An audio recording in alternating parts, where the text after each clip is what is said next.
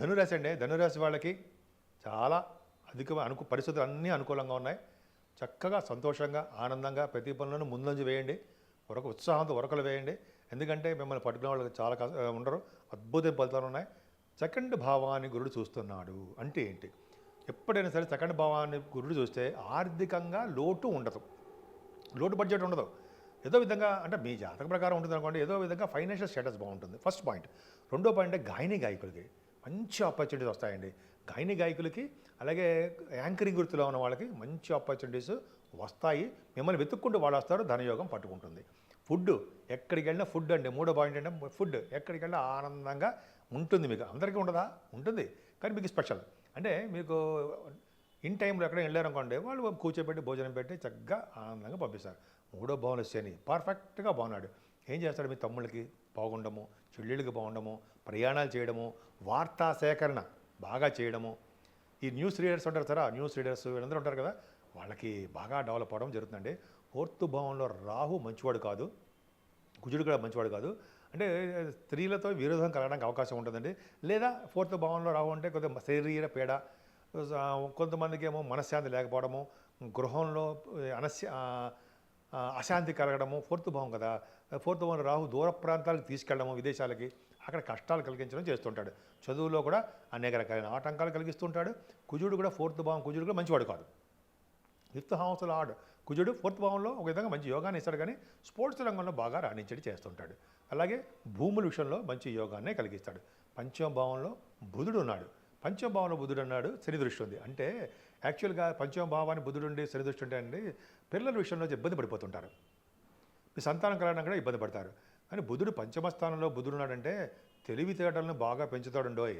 పైగా కొంతమందికి గాయత్రి జపం చేసేవాళ్ళకి, కొంతమంది కాదు మీరే లేడీస్ కూడా చెప్తున్నారు, గాయత్రి మంత్రం చేసేవాళ్ళకి నిరంతరం విష్ణు ఆరాధన, విష్ణు సహస్రనామం, అదే సత్యనారాయణ సహస్రనామాలు సహస్రనామాలు కానీ, విష్ణు సత్యనారాయణ స్వామి వ్రతకాల కథలు కానీ, సత్యనారాయణ స్వామిని పూజించడం వల్ల కానీ, ఏ విధంగా సరే చేయించడం వల్ల, శ్రీ మహావిష్ణువు కొనడం వల్ల మంచి ఫలితాలు. బుధుడు కదండి, జ్ఞాన సంపదని బుద్ధి బలాన్ని ఇచ్చేవాడు ఆయనే కదా. పిల్లలు కూడా బాగా డెవలప్ చేస్తాడు మీ పిల్లల్ని. అలాగే మీ వ్యాపారాలు కూడా డెవలప్ చేస్తుంటాడు. స్టాక్ ఆన్ షేర్స్లో పెట్టుబడి పెట్టేవాళ్ళకి మాత్రము జాగ్రత్తగా ఉండాలండి. శని దృష్టి ఉంది కాబట్టి లాభాలు రావు. కానీ ఆరో భావంలో గురుడు, ఆరో భావంలో రవి, ఆరో భావంలో శుక్రుడు ఆరో భావంలో ఎప్పుడు కూడా యోగించడు కదా, కానీ ఇక్కడ యోగిస్తాడు. ఎందుకంటే సిక్స్త్ హౌస్ లార్డ్ సిక్స్త్ హౌస్లో ఉండడం వలన అంటే ఏంటి, ఏం చేస్తాడు ఆయన? హర్షయోగాన్ని ఇస్తాడు. హర్షయోగం అంటే ఏంటి? దానగుణము, జాలి దయ కలగడము, ఎదుటి వాళ్ళు హెల్ప్ చేసే తత్వం కలగడము, సంపూర్ణమైన ఆరోగ్యవంతులుగా ఉండడము. ఏం కావాలండి? అలాగే ఆరో భావంలో రవి కాంపిటీషన్ సక్సెస్లోని కాంపిటీషన్ ఎగ్జామ్స్లో కానీ, అదే ఇంటర్వ్యూస్లో కానీ మీకే చెప్తున్నానండి, సక్సెస్ కలగడము. అదే మీరు ఎలక్షన్స్లో గెలిస్తే ఉంటే ఎలక్షన్స్లో గెలవడము, అంటే మీ జాతకాలు ఇచ్చే ఉంటుంది అనుకోండి.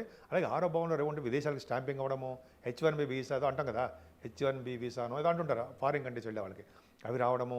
ఆరో భావంలో రవి మేనమావులకి చాలా బాగుండము, తండ్రి గారికి ఆరోగ్య పరిస్థితి బాగుండము జరుగుతుంది. ఈ గురుడు కూడానండి మీకు పాపి కేంద్రాధిపత్య మేలఫిక్ అయ్యాడు కాబట్టి ఆరో భావంలో కూడా మంచి చేస్తాడు ఉండవు. మేనమామలకి బాగుండము, శత్రుభయం లేకుండా ఉండము, ఇలాగ చాలా రకాలుగా మీకు బాగుంటుంది. అలాగే సప్తమ స్థానం బాగుంది అంటే మీ పిల్లల ద్వారా మీకు శుభయోగాలు కలుగుతాయి. మీ పిల్లలు మీకు రక్షగా ఉంటారు.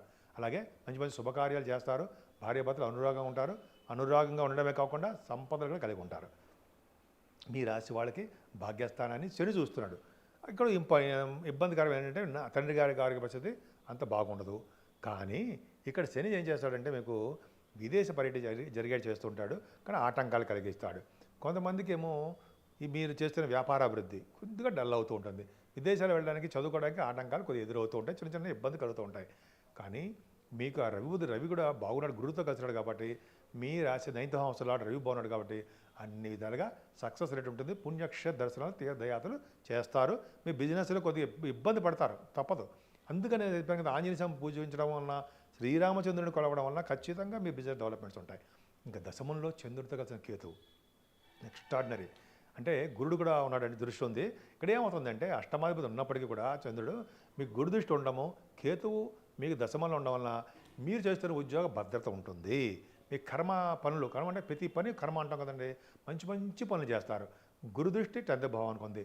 అంటే బ్యాంకింగ్ రంగంలో ఉన్న వాళ్ళకి, ఫైనాన్స్ రంగంలో ఉన్న వాళ్ళకి, లేదా చార్ట్ అకౌంటెంట్ కాస్ట్ అకౌంటెంట్స్ అంటారు సార్ ఆడిటర్స్కి, వాళ్ళకి, మ్యాథమెటిషియన్స్కి, లాయర్స్కి, డాక్టర్స్ వృత్తిలో ఉన్న వాళ్ళకి, ఇలాగా చెప్పుకుంటూ వెళ్తే అనేక రకాలుగా వాళ్ళ వృత్తిరీత్యా మంచి ప్రభావం ఉంటుందండి. సాఫ్ట్వేర్ రంగంలో ఉద్యోగస్తులకి ప్రమోషన్స్ వస్తాయి. అలా మీరు ఏ ఉద్యోగాలు ఉన్నా సరే ప్రమోషన్ రావడం అవకాశాలు ఎక్కువ ఉంటాయి. ధనాదాయం పెరుగుతుంది, కీర్తి ప్రతిష్టలు బాగుంటాయి. 11వ భావాలు కూడా చాలా బాగున్నాడండి శుక్రుడు, అంటే 6వ భావం ఉన్నాడు, సంపదలు పెరుగుతాయి.